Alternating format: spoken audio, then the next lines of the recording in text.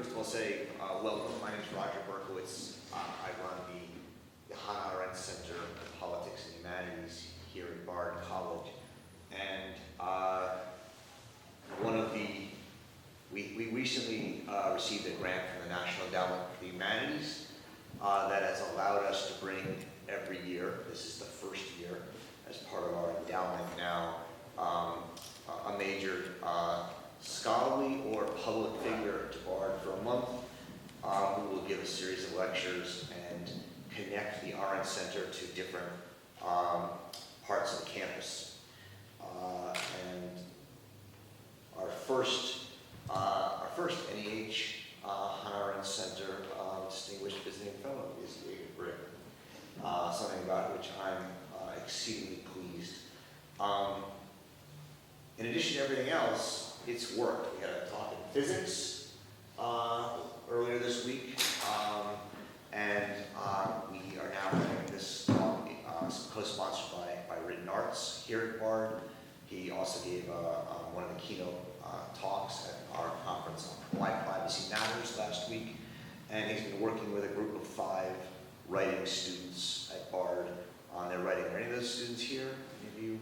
Yes, some of you in the beginning in the front row. So it's really been a very rich experience, I think, for many of us, many of the students.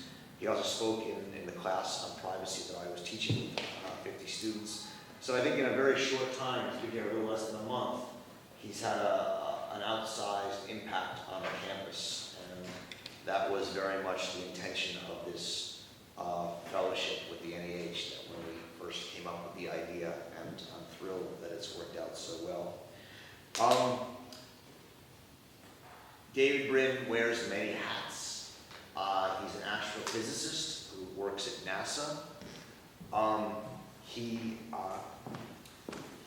wrote a book called The Transparent Society: Will Technology Force Us to Choose Between Freedom and Privacy? I'll admit that's how I first came to him as I was thinking about privacy. And I read that book, and it quickly became apparent to me, after reading many books on privacy, that there were very few that were worth my time, and that this was one of the few. It struck me that it was written in a way that was both compelling and engaging, so that it would make him and very contrarian, which he likes to remind us, which is true. And thus he would be an excellent keynote speaker at a conference, which he was, and we thank him for that. In addition to being a scientist and a writer about privacy, and I should say that his book won him the Obler Freedom of Speech Award from the McGann Communication Policy Research Institute. Oh, that one was from the American Library Association. The American Library Association. Also McGann. And the McGann. So many awards for that. But he's also written over 20 novels, which have won numerous Hugo and Nebula and other awards in the genre of science fiction, genre that I've, through much of my life, enjoyed quite a bit. One that Hannah Arendt tells us in The Human Condition that we should all pay much more attention to, because it's in science fiction where many of our deepest desires are expressed that will later come true, that we need to think about. So this has been a real fantastic month to have David here. It's ending tomorrow. I think he's leaving. But it's been a pleasure having him, and please welcome David Brin.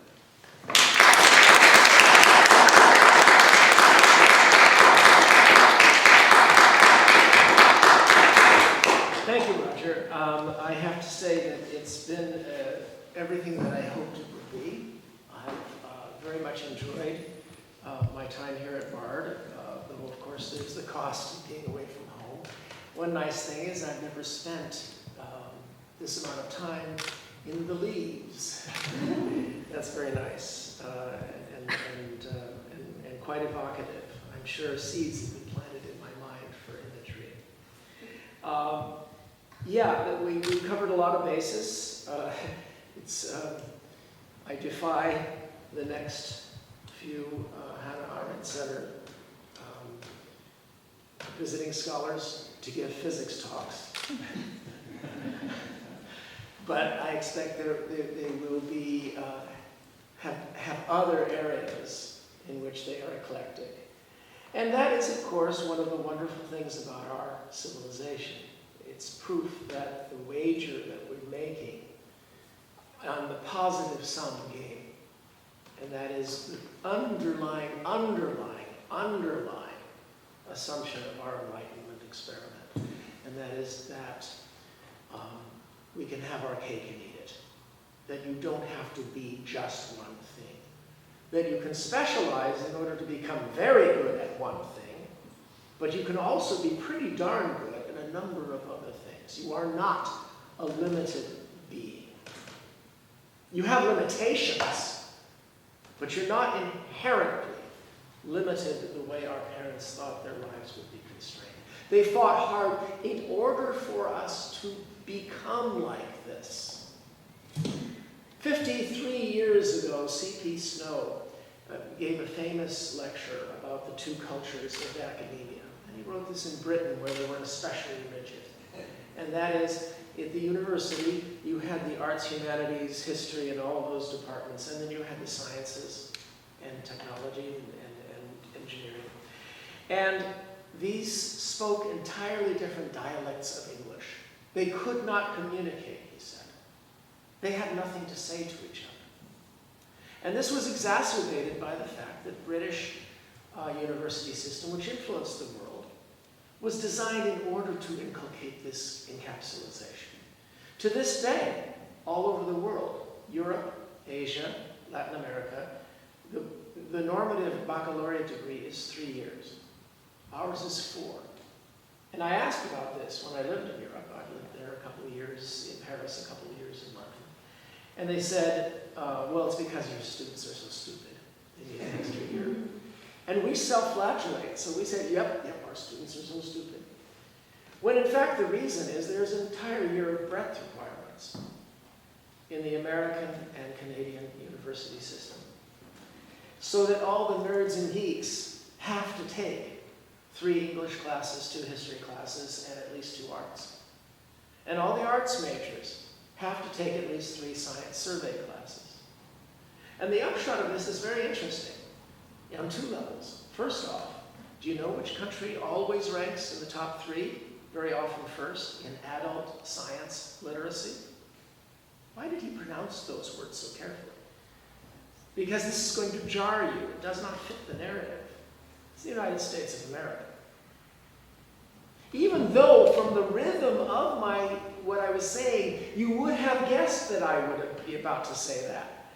You were unable to actually imagine that that's what I was about to say. Because the narrative is universally self-flagellatory and gloomy.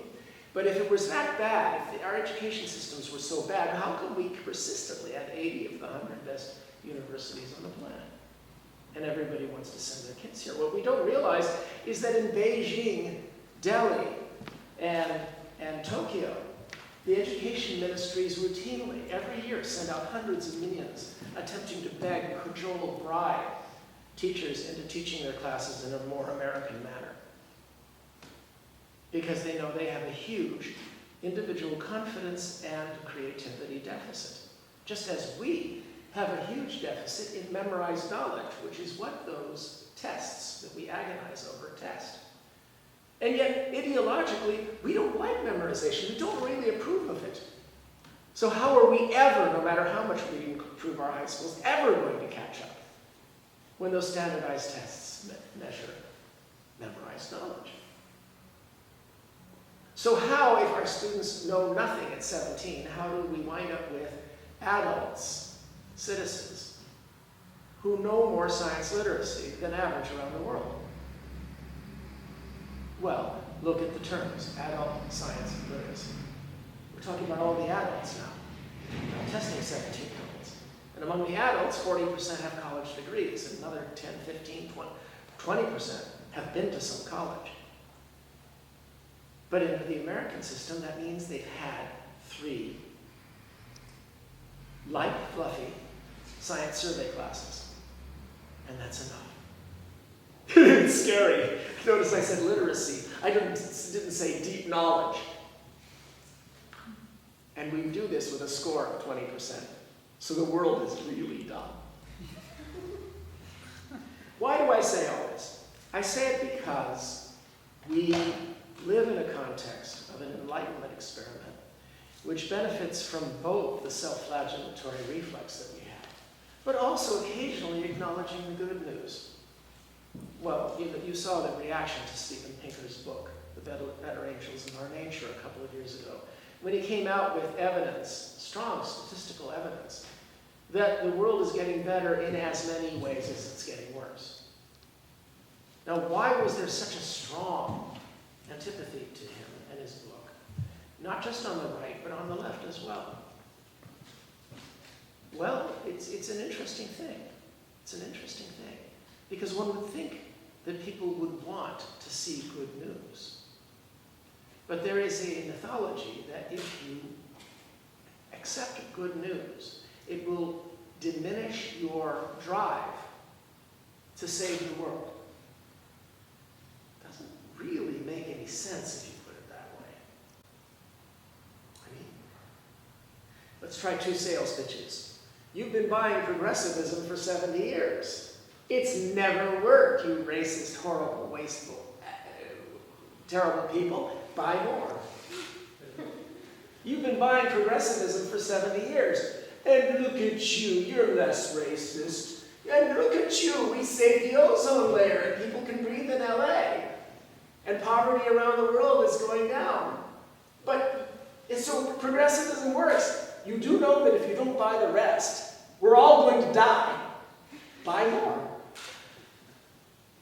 If you put it that way, it's blatantly obvious we should embrace both good news and bad news.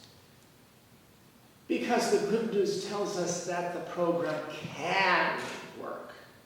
And the bad news tells us we'd better double down on our reforms, on making ourselves more tolerant, more diverse, more investing in saving the world. And I have a novel called Earth. Called one reviewer called it the Moby Dick of the whole Earth movement. It was a love ode to our planet, but science fiction enabled me to approach it more thoroughly than you might get from, and of course, I'm beating the drum. I think I'm doing what I think is important. But if you use science fiction to set things into the future, then you have a chance to do 2 things. You get a chance to offer the carrot and the stick. Now, mostly science fiction is known for the stick. And I spoke earlier about the self-preventing prophecy. How many of you heard me talk about that at the privacy conference? The thing that science fiction, the highest form of science fiction, and there are many subgenres, is the self-preventing prophecy. What do I mean by that? I mean it's a prophecy that is so vivid, so compelling in its warning, that it recruits tens of millions of people to the cause of preventing it from ever coming true. Isn't that what a warning ought to do? David and I, probably none of the rest of you in this room, remember diving under desks during the 1960s and the whole, you saw it in the newsreel, you too. Just the fact that I used the word newsreel. We all assumed that we would someday see some mushroom clouds and go, whoa! This destiny was partly prevented by mythologies that helped to get us eager to, say, for instance, prevent accidental nuclear war. And we see 3 different scenarios for accidental nuclear war in Failsafe, On the Beach, Dr. Strangelove. And though they denied it at the time, we now know that the Air Force fired 20 generals right after Dr. Strangelove came out. Because they, woo! Is that a self-preventing prophecy? I think so. How about Soylent Green, one of the finest science fiction movies, recruited tens of millions of people to the cause of environmentalism, and showed climate change, global warming, global baking in a very vivid way. But the granddaddy of all self-preventing prophecies, of course, is George Orwell's 1984, which inoculated hundreds of millions of people with a metaphor that they use perhaps weekly to describe what they think might be those who are trying to destroy this experiment. And it is a revolutionary experiment, and one of the things that angers me most is that most Americans don't realize that they are the heirs of revolutionaries, and it is still a revolution, because for 6,000 years, most human societies were shaped like a pyramid, with a few at the top lording it over masses below, and making sure that the sons and daughters of those masses stayed down there. It is the natural human attractor state. Come on in. Now I forced them to come in, and they were just curious, standing up there. Beautiful, beautiful, beautiful voice. Young lady here was singing a duet with a young baritone being taught in this hall. That's about 2 weeks ago. I was wandering past and I stood there listening to the opera. Of course, that's what you get at Bard. Given the president you have. The inoculatory set of memes that Orwell provided us of Big Brother, of technology used only for surveillance, and what I've been championing and what is the Transparent Society is about preventing Big Brother with the surveillance with something called surveillance. Surveillance is a French word, looking down from above. Surveillance, S-U-S, looking back. Behave yourself. And we're the people who have done that to some degree. And Edward Snowden was the bookend keynote for this conference, and that was a huge success. And I especially think that it was an amazing coup that you got Robert Litt on the stage, who was legally constrained from ever talking to Snowden, but answered him on stage to varying levels of success. In fact, you've reached the point now where you are on the left-right spectrum, it has less to do with economics and more to do with which direction you think Big Brother is trying to connive and come from. If you're somewhat of the left persuasion, you think Big Brother is going to come from conniving aristocrats and faceless corporations. If you're somewhat to the right of center or libertarian, you tend to think that Big Brother is conniving and trying to become him through snooty academics and faceless government bureaucrats. To which the answer is, some of you heard me say this before, duh! If we had actual politics, we'd admit, okay, I'm more worried about these, but you go ahead and keep your eye on them, because they could be dangerous. Now, I'm getting carried away here, but the fact is that science fiction is about many things, but poking sticks into the path down which we are running, because we're running into the future, is one of the top jobs of the better end of science fiction. This is a potential failure mode. This is a potential failure mode. Here's a landmine, here's a minefield, here's a punji stakes, here's quicksand. And we don't know of cases where we danced around things because we were warned. Generally by scientists, but those scientists read science fiction. So, am I justifying science fiction as a literary form for its utilitarian value? If I were, I'd be a fool because, of course, I haven't written a self-preventing prophecy. One that was inarguably, I've written some that warn, and there have been some cases where I think I've been influential, but the fact of the matter is that's not the number one justification for a literary genre. Sure, the Gedanken experiment, which takes place in these little nubs above our eyes, the prefrontal lobes, the thought experiment, where might the dangers lie, is an essentially human thing. And that, on so many university campuses, science fiction is not appreciated for that. These lamps on our brow, to take from the Bible's description of Moses, he had lamps on his brow. This is such a perfect metaphor for the prefrontal lobes, what we do with them. We do several things with them. They are also the seat of empathy. They're the seat of Einstein's Gedanken experiment. That's his term, but it's the thought experiment. So what if I do this? What if I raise this issue at the meeting? What if I wear this? What if I try to run this yellow light? That's projection into the future. And we're unique as animals who can do that. The other thing that the prefrontal lobes enable us to do is to amplify something we already had, because some animals have it, and that's empathy. What if I were that person? What must it be like to be someone like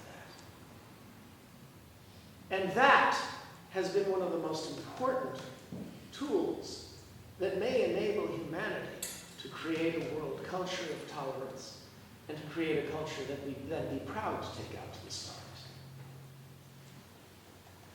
All literary genres do the latter.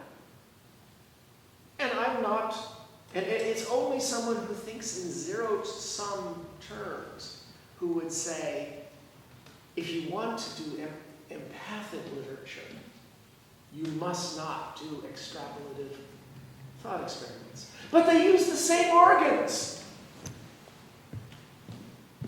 How is it a zero-sum game? How is it zero-sum that in order to write empathically and with feeling and to try to extrapolate the inner worlds of another person, that you must forego all the things that our ancestors thought literature was about, which is some action, some unusual circumstances, change? How does that make any sense? The deep, deep underlying war for our hearts is between the positive sum game and the zero-sum game. And we are the revolutionaries of the positive sum. And in that case, the real question is, why can't I have it all? Why can't I have a literature that builds upon what we've discovered on literary exploration of character, even poetry, while at the same time doing it so efficiently that we can also propel a plot, a story like our ancestors loved, like Achilles and Hector. I mean, there was action in all of those old stories. Very interesting literary, since this is a literary talk, I'm going to do a little aside here, because it's always confused me how it is that fantastic elements, unusual elements, extrapolative elements, should deprecate a literary genre when that's what all storytelling and all literature was in all cultures until about 300 years ago. All of it. You might find an exception. Lady Murasaki, I think that may have been 400 years ago. The story of Genji. But certainly Scholar Wu and the Journey to the West, filled with fantastic elements.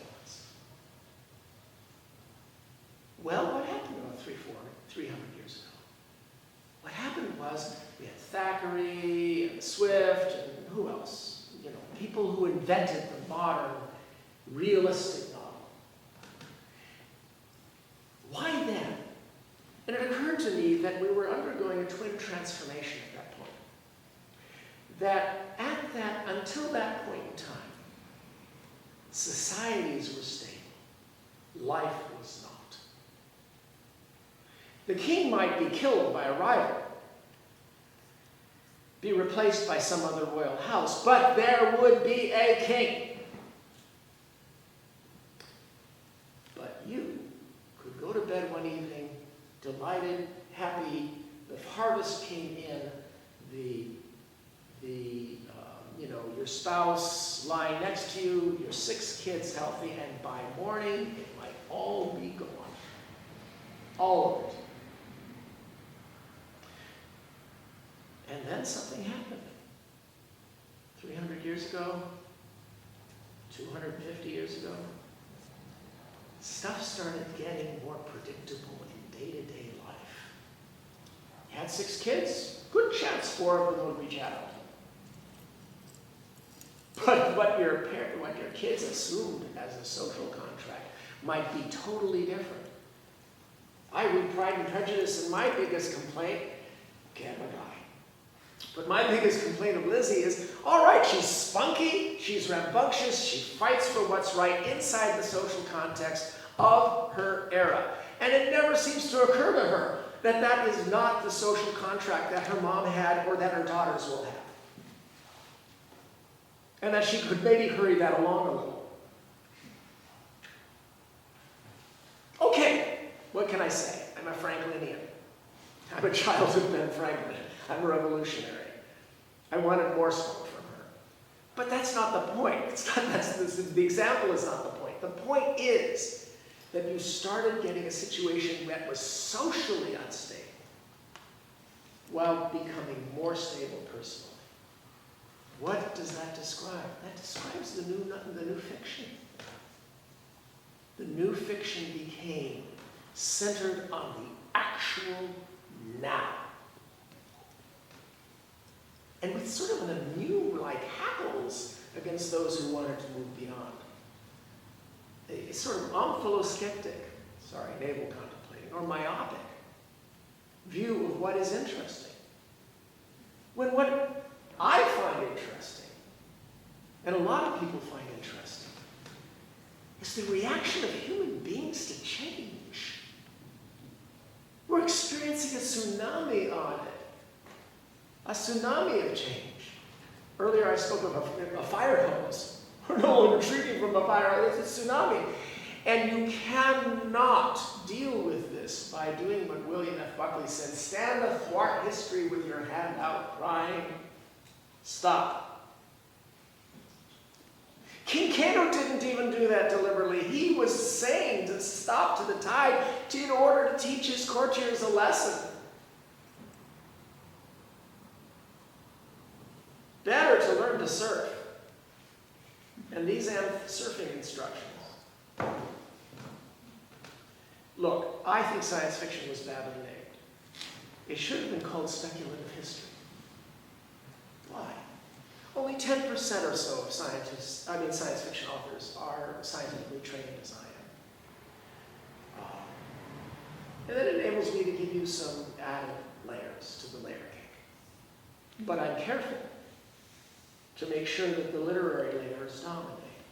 As a matter of fact, some of the greatest of all hard science fiction authors, Nancy Kress, M. Stanley Robinson, Greg Bear, think of any others, David, who were English majors and could not parse an algebraic equation if it were to save their lives. And yet how do they write this stuff that extrapolates potential scientific trends and their implications upon change and upon how people will have to deal with it? Well, they live near universities and they make friends on campus. It's the cheapest consultancy you can possibly get. Pizza and beer, and you can get a Nobel Prize winner to avidly interact with you on your ideas for a story. They may exact a price for you beyond pizza and beer. It's called a Tuckerization. And that's where they demand that you include their name in a story. In one of my stories, I killed off so many friends because the Martians had come. They had a very unusual reason to choose specific humans to kill. They weren't rampaging. They would go up to a random human and say, could you help me find Carl Sagan? Here's some diamonds.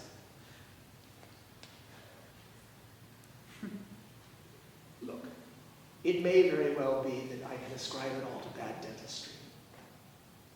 Maybe I just pick up random radio stations from faraway places.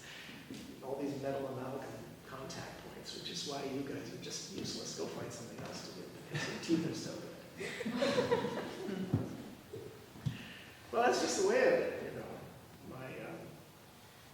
David and I were talking earlier about how our parents' generation, they assumed by the time they got old like this, that their choppers would be in a glass next to their bed. We get to keep our teeth at great expense and misery. You guys can't even imagine what that's. It's completely outside your purview. You'll just keep them all your life, so what? I have 4 of my students here. I'm wondering where the 5th is. But we had a really good time. And I'm sorry, I enjoyed your stuff offline, but I mostly talked, right? Well, I only had 3 sessions and I had a fire hose worth of stuff to wisdom to pass on to you. Wisdom? Was it wisdom? Okay. I'd like to introduce also David Hartwell here. David is one of the most powerful and influential and historic editors in our field in New York City. He works for Tor Books in the Flatiron Building, and he also spends 3 days a week, 4 days a week up north of Albany. What's the name of it? Westport. All right. And David will be around to answer some questions afterwards. But no, science fiction was poorly made. Science is not the core element. And I think it led to some hostility. I think it led to some expansion of this immunal response that we see in so many literary departments in universities across America, not here at Dartmouth. It should have been named speculative history. I mean, think about it. All science fiction authors read history, devour it. That is the passion. The passion is the poignancy, the tristesse of this incredible, violent, hope-filled, despair-filled story of us. This is why the whole, you'd be surprised at this, because I'm involved in the search for extraterrestrial intelligence, the scientific search, and yet ancient alien stories just drive me nuts. I hate them. Because the very notion that aliens would come here, make us drag sticks through the sand and pile up stones, but not give us a small community college and the germ theory of disease? Up yours! The sadness, the despair, if you use the empathy organs to imagine what it must have been like for our ancestors, my God! And so many of them well-meaning and doing so many crimes while meaning well. The most persistent crime being, of course, the waste of human talent that was inherent in their assumptions, their zero-sum assumptions about the capabilities of women or people who looked strange or spoke strange. Overcoming this is a triumph of science, but it's also a triumph because science helped to disprove these things our parents innocently, well, quasi-innocently, believed because they had been told. But also the tuning and engenderment and expansion of our extrapolative abilities that comes from the hypertrophic augmentation of our prefrontal lobes, our ability to empathize, but also our ability to feel. In my talk earlier, I talked about how for 400 years we've gained new expansions of what we can see ever since glass lenses, what we can know ever since movable type, what we can attend to ever since perspective and reach. And these augmentations have always frightened some and excited others, and always the grouches were right in the short term. But the optimists turned out to usually be right in the long term. And we've become people whose empathic ability now stretches around the world. So much so that we foolishly ignore the good news, which is humongous, because we worry that it will reduce our passion to attend to the horrific bad news that's still going on. If you were to ask, what fraction of human beings today have ever witnessed war with their eyes, an invading army, seen a burning city? It is so far and away the smallest fraction in all of human history. I would say probably around 5%. And yet, we see that 5%. We see it on television. We read about it. We see victims of it interviewed on our shows. And it calls to mind the sense of what's going on. And the best science fiction simply attempts to take these expanding horizons and look beyond the next step. I was invited to a conference last year on legal rights for animals. And there were tussles in the community of people who were arguing over these things, whether we should merely grant custodial rights to chimpanzees and dolphins and the other highly intelligent animals so that they are protected curatorially with their habitats and all of that, but as one would care for very small children. And others declaring that that was patronizing. And others declaring that it was intelligentist. That you're expanding the circle to the next step, merely the next step, which would be dolphins, chimpanzees, gorillas, and one of those who are ever so slightly below them, like sea lions and elephants, corvids, crows, ravens, parrots, now prairie dogs. But you'll notice the incredible speciesist, intelligentist way in which I said that below. How dare you! Forgive me, I'm part of this expansion thing. I was invited to the conference because back in the 1980s I did books about a future in which Earth-link society, our councils have dolphins and chimpanzees on them. And they invite me to the conference, and then somebody realized, wait a minute, that's 200 years from now. And they've been altered. And so that's, oh no, he's a bad guy. Who knew I'd be a bad guy for showing empathy and expansion of our horizons of inclusion? And all you can do is try to be a grown-up and recognize the ironies. And you're not going to be sensitive to the ironies unless you're reading about them and discussing them. And these things, some of our decisions are coming soon. What do we do when an artificial intelligence asks for its rights? What do we do when we see something step out of a laboratory in China? Because I guarantee you it's being done right now. Because they can keep secrets. Just 12 genes need to be altered, are the major differences between us and chimps. Do you honestly think with CRISPR technology someone isn't messing with them? In my novel Existence, I talk about two highly controversial biological things. One is the resurrection of Neanderthals. The old race is going to come back. What are we going to do? Are you going to be ready for the discussions? And technology is going to so empower maybe 50% of the people we now consider to be detached from our way of thinking in the world, and that's autistic people. I'm very flattered and pleased that Temple Grandin, some of you heard of her, she gave me a lovely blurb. And when I got that blurb, I said, yes, nobody's going to give me any crap for my autistic characters. And nobody has.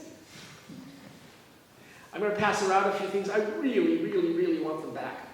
But I'll pass around some show and tell. And yes, after everyone else has had their questions answered, I'll answer questions about Kevin freaking Costner. This is Dolphins in Space. I just got a message today about the screenplay. It's an influential producer. They want to meet. What? Who'd have thought? Oh, that's right, on the Muppets. An autistic Muppet. Well, that's part of expansion of horizons. How many of you have heard of Isaac Asimov's Foundation series? All right, well, I finished it for him after he died. And this is one of my books for grown-ups called Earth. And I've been a member of the Sierra Club and Greenpeace since I was 20.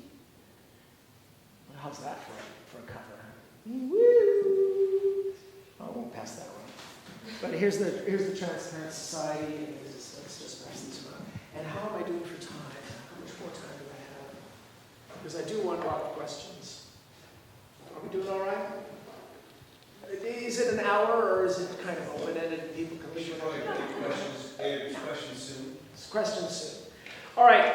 I was going to talk a little bit about the literary debate between Henry James and H.G. Wells. That's 100 years ago. And Joseph Conrad got involved. They were friends, actually, over the notion of what a story should be. And at that time, it was never parsed as an argument between zero sum and positive sum. But that's certainly, this is my second short story collection. My third short story collection comes out in a few months. I certainly parse it. Many of you, I guess I should recap. Henry James and H.G. Wells had a long, ongoing argument, friendly but intense, about what a novel should be. And it's always been assumed on college campuses that Henry James won, just like some people assume Hillary won, but the polls, just show that Sanders. But out in the world, it was H.G. Wells who won. And it was argued basically over whether or not a novel should be about stuff. Whether something should happen. Or whether the internal life of the characters is all that you should write about. And you can see where I claim that it's about zeros versus positive sum. Yes, H.G. Wells wasn't the greatest example to use and counterpose against Henry James, because he really was an opposite extreme. He was all stuff, and his characters were highly unintrospective. The question is it zero sum? Or can you have stories in which beauty and insight and empathy are punctuated by stuff? Things in the outer world that matter. Things that the character wants to do that he or she accomplishes or fails to accomplish. And when you put it that way, there's no way that James can conceivably be right. Because Wells wants to do those things, he just can't. He's just so engaged with stuff. But later, there were people who could debut both. I'm going to do a couple quick readings, and then we'll open it up for questions. This one is a bit of nonfiction. Where is it? That is about what the topic was for our meeting. And that was privacy. And it makes clear where I am contrarian. Because I am contrarian I send money to the ACLU every year. And they're right about worrying about Big Brother. But they're wrong in their recommendations. The recommendations are that we try to restrict information flows, that we can protect freedom and privacy that way. And that's not how we do it. Ancient Greek myths tell of a farmer, Akademos, who did a favor for the sun god. In return, Apollo granted the mortal a garden wherein he could say anything he liked, even about the mighty Olympians, without retribution. Inspired by this tale, the earliest allegory about free speech, citizens of Periclean Athens used to gather in the academy to openly debate issues of the day. Now, the fable of Akademos always puzzled me at one level. How could a mortal trust the storied Greek deities, notoriously mercurial, petty, and vengeful, to keep their promise, especially when impudent humans started telling bad Zeus jokes? Apollo might set up impenetrable barriers around the glade so no god could peer in, but Akademos would have few visitors to join him, cowering under sunless walls. The alternative was to empower Akademos with an equalizer, some way to enforce the god's promise. That equalizing factor could only be knowledge, but more about that in a moment. How did the Athenians fare in their real-life experiment with free speech? Alas, democracy and openness were new and difficult concepts. Outspoken Socrates eventually paid a stiff price for candor in the academy, whereupon his student Plato took paradoxical revenge by denouncing openness, calling instead for strict government by an enlightened elite. Plato's advice served to justify countless tyrants during the millennia since. Now the democratic vision is getting another trial run. Today's academy extends far beyond Earth's major universities. Throughout the world, millions have begun to accept the daring notion that disagreement isn't toxic. Free speech is increasingly seen as the best font of criticism, the only practical and effective antidote to error. Let there be no mistake, this is a very hard lesson, especially since each of us would be a tyrant if we could, some with the best intentions. Very little in history or human nature prepared us for the task ahead. Living in a tribe of 7 billion equal citizens, each guided by his or her own sovereign will, loosely administered by chiefs we elect under just rules we made through hard negotiation among ourselves. Any other generation would have thought it an impossible ambition, though countless ancestors strove, getting us to the point where we can try. Even among those who profess allegiance to this new hope, there is bitter struggle over how best to resist the old gods of wrath, bigotry, and oppression. Spirits who reside now not on some mountain peak, but in the heart of each man or woman who tries to gain power at the expense of others. Perhaps our descendants will be mature enough to curb these impulses all by themselves. Meanwhile, we must foil those who rationalize robbing freedom, claiming it's their right or that it's for our own good. In other words, we still face the same dilemma that confronted Akademos. According to some champions of liberty, shields of secrecy will put common folk on an equal ground with the mighty. Privacy must be defined by rules or tools that enhance concealment. One wing of this movement would create Euro-style privacy commissions, passing myriad laws and dispatch clerks to police what may be known by doctors, corporations, and ultimately individuals. Another wing of strong privacy prefers libertarian techno-fixes, empowering individuals with encryption and cybernetic anonymity. That was Edward Snowden's recommendation. Both wings claim we must build high walls to safeguard every private garden and each sanctum of the mind. This widespread modern myth has intuitive appeal, and I can only reply that it's been tried, without even one example of a commonwealth based on this principle that thrived. There is a better way, a method largely responsible for this renaissance we're living in. Instead of trying to blind the mighty, a futile goal if there ever was one, we have emphasized the power of openness, giving free citizens knowledge and unprecedented ability to hold elites accountable. Every day we prove it works, rambunctiously demanding to know, rather than trying to stop others from knowing. Isn't it far easier to verify that you know something than to verify that someone else is ignorant? It's called accountability, a light that can shine even on the gods of authority. Whether they gather in the Olympian heights of government, amid the spuming currents of commerce, or in the Hadean shadows of criminality, they cannot harm us while pinned by its glare. Accountability is the only defense that ever truly protected free speech in a garden that stands proudly with no walls. It's contrarian unless you think in positive sum terms. Now, I'll take a couple of questions, then I'll read a little bit of fiction. I gave away most of my readings to my students yesterday. None of you brought them with you? Well, I'll have to read this. But first off, questions. Anybody?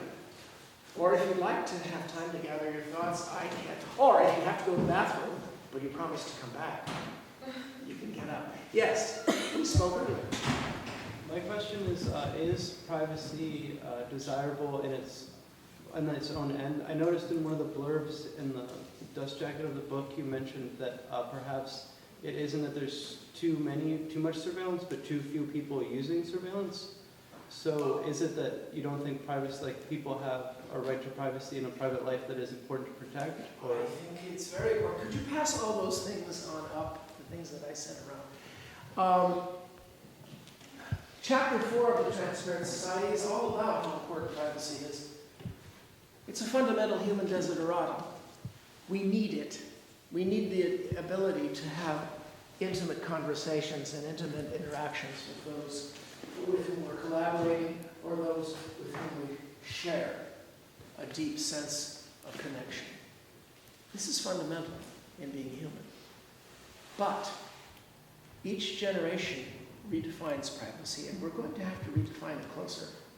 We've lived, as Hannah Arendt points out, in a peak period of privacy when our ability to create walls, sanctuaries, maxed before the ability to see maxed out.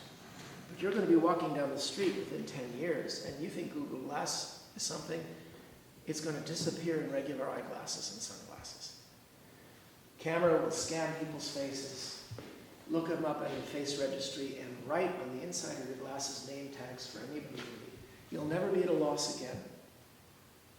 A couple of lines of what you jotted about them the last time you met, or a couple of lines of their preening social profile, or if you click your tooth and grind to another level, 2 lines of dissenting opinions from their ex-spouses. What am I describing? It's the village of old. We're going to be back in the village, and that terrifies me. Not because it must be bad, but because 99% of those old villages were terrible. 1 in 100, well, that's pretty good, because we know that that last 1% was great. Ever watch Andy Hardy movies? You know, what's her name? Dorothy. Wizard of Oz, Dorothy. Judy Garland. Judy Garland and Mickey Rooney. Look them up. Seriously. It's a portrait of small-town America. That's what it ought to be. Everybody knew everybody else, but they were hyper-tolerant of each other's eccentricities. The village, we have no choice. It's coming back. Will it be the village that was dominated by the local lord and his thugs, who he called police, and chivied and harassed by the local gossip? Or will it be the village that we see in Gene C. Riley's song, Harper Valley PTA, where if you're mean to her, she knows about you. And so we leave each other alone. I don't know. But I do know that the technology makes it impossible for us to maintain the present equilibrium. Because the cameras are getting smaller, faster, cheaper, more mobile, and vastly more numerous. It's a tsunami. And we'll guide it if we surf, not if we hide. And that's my record. Anybody have anything about science fiction? Because it's somewhat of an alien world. I have a question. Do you consider Kafka and Borges and others to be science fiction writers? Yes, but it just shows how broad science fiction is and how stupid the encapsulations are. When you get right down to it, so-called realistic and literary fiction is the thing that should have a special name. I mean, why should the 99% of everything, past and future, all of time and all of space, be a particular genre. When in fact, well, you probably wouldn't care for my name for so-called realistic literary science fiction, myopic onphilosceptic fiction. I don't think that the art community would care for that. We'll get used to it because that's how we've been treated. Yes, of course they were, in the sense that science fiction encompasses fantasy and magic realism and all these thought experiments that include what was everything in the world, in the human literary experience, up until 300 years ago. And that's the notion that things might be different than they are. And there's so many more ways that it can be different than it is. I don't know if that made grammatical sense or if I just lost any credit I had. Who would be, maybe this question for you or for David Hartwell, who would be the contemporary equivalent of someone like Borges or Kafka writing? I mean, are there people that sort of span the literary and the science fiction? Well, Michael Chabon is given a lot of credit. Who? Oh, yes. Absolutely. Very knowledgeable about science fiction. Paulo Vaz- But writes the kind of literary fiction that is informed by science fiction. Sometimes literary authors dive into science fiction with all good intent. And they do interesting things. But without being steeped in some of the traditions, they don't.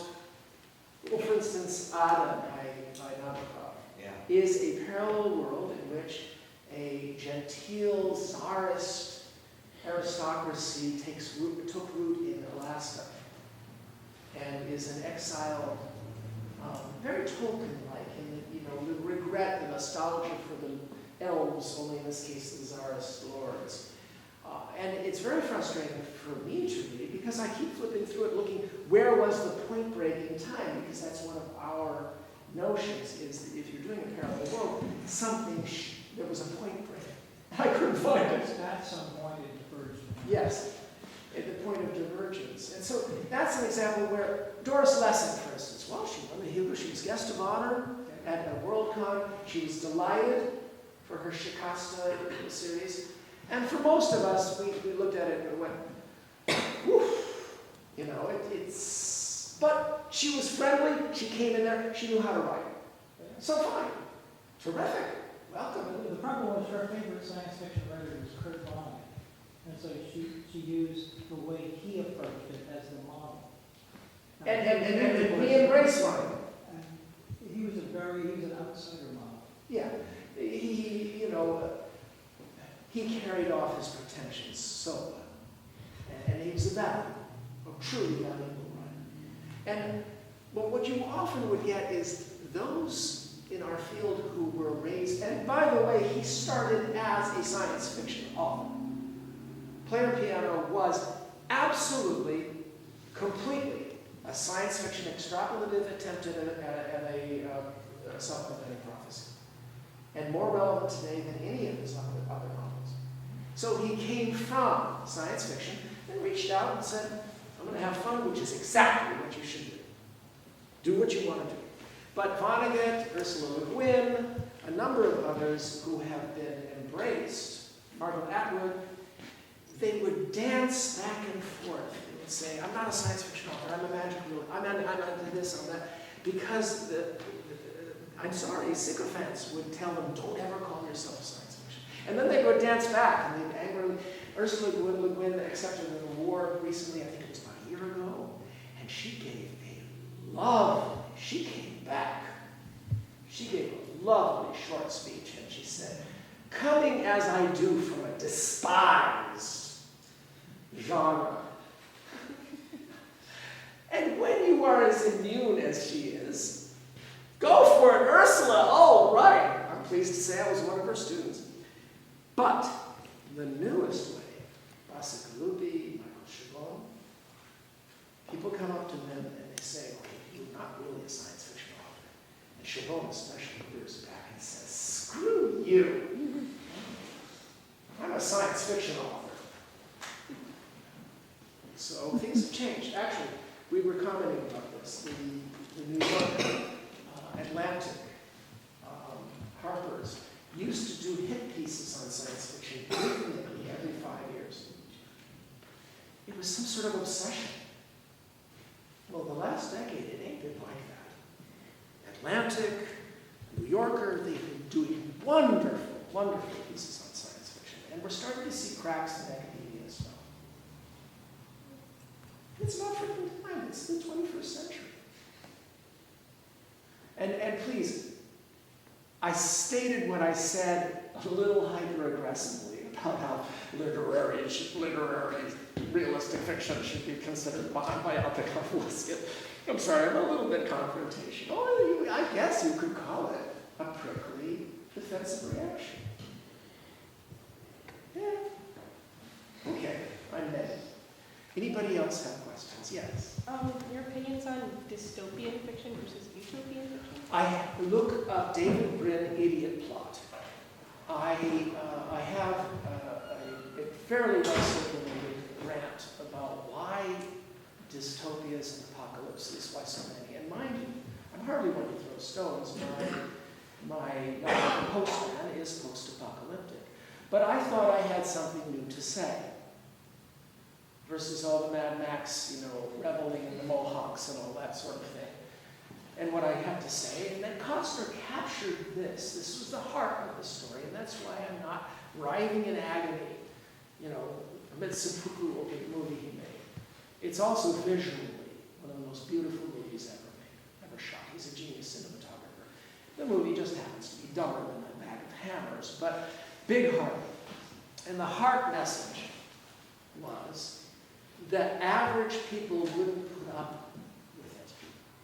Once the harvests were coming in, they'd look for a reason to fight. Thank you for coming. They'd look for a reason to fight to get it back, especially Americans. And the story is the story of a guy who accidentally gives them the reason to believe they can. And that kept Costner captured. So, David Brin, idiot plot, I explained why I think we have this plague of dystopias and morale undermining apocalypses.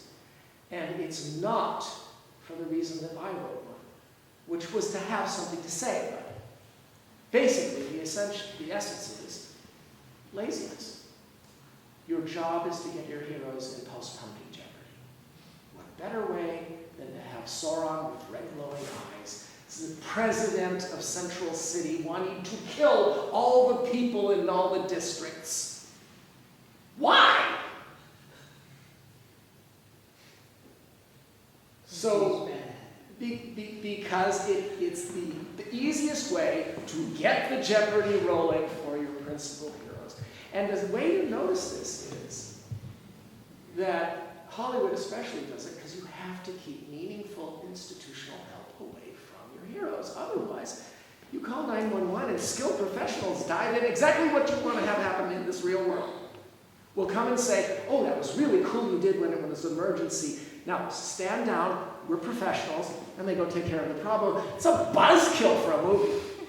And that's why they never think to call 911. If they call 911, there's no answer. If there's an answer, the help arrives late. If it arrives on time, it's incompetent. And if it arrives on time and it's competent, it's in cahoots with the bad guy. And the exceptions are a sliding scale of badass power of the villain. And the more powerful the villain, the more competent our institutions get to be in order to be a backdrop for the two requisite characters. And until you get to Independence Day, where the aliens are so powerful that the United States government and military are allowed to be simultaneously competent and good, so that they can form a backdrop or an underpinning for the two requisite postponing jeopardy heroes. You don't have to look at the essay anymore. Any One further- more, maybe. One more? Yeah. One more question? No, David Hartwell will be hanging around while I answer, 3 questions for this fine cinematographic genius here. So if you have any questions about New York publishing or some of the more literary background of science fiction, David knows everything.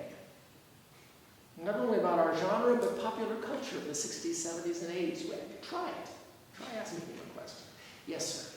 Do you think the current favorable climate towards science fiction, or like where it's kind of become like this industry in a sort of way, is it like benefiting kind of what you're after, or like what your work is kind of about, or is it kind of coming in the way of that? Well, there is a temptation to think that attention makes you shallow.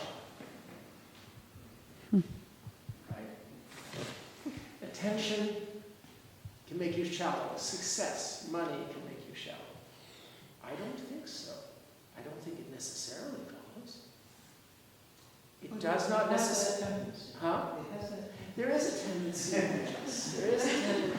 There is, well, let's just say, there is a wind that will blow you in that direction if you do not resist it. But there are many winds. There are many winds.